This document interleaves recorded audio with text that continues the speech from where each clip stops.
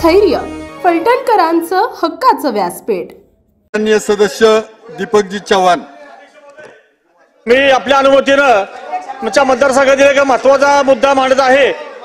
माझ्या फलटण कोरेगाव मतदारसंघातील फलटण तालुका आणि विशेषतः शहरामध्ये कायदा व सुव्यवस्था ढासळत चालली असून त्याच बऱ्याच अंशी त्या ठिकाणचे उपविभागीय पोलीस अधिकारी श्री धस हे जबाबदार आहेत। श्री धस हे सर्वसामान्य नागरिकांशी अतिशय उद्धटपणे वागतात, त्यांना नाहक विनाकारण अपमान करतात आणि खोटे गुन्हे दाखल करून त्याचा मानसिक त्रास देतात। काही दिवसापूर्वी एक फलटण इथे दुर्दैवी घटना घडली।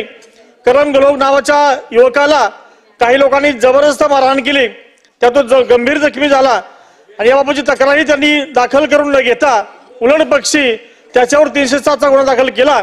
या घटनेविरुद्ध फलटणमधील प्रतिष्ठित लोकांनी आंदोलन करूनही त्याची दखल घेतली नाही आणि अशा घटनांमुळे फलटणमधील नागरिकांच्या मध्ये प्रचंड असंतोष तुमचा असून त्याचा कधी उद्रेक होऊ शकतो।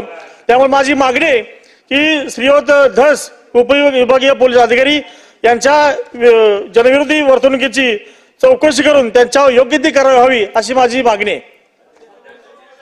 सन्माननीय सदस्य राजाजी टोपे महोदय, मी या निमित्ताने शासनाच्या निदर्शनास आपल्या परिसरातील ताज्या आणि महत्त्वाच्या बातम्या पाहण्यासाठी स्थैर्य न्यूज चॅनलला YouTube वर सबस्क्राइब करा आणि बेल आयकॉन प्रेस करा।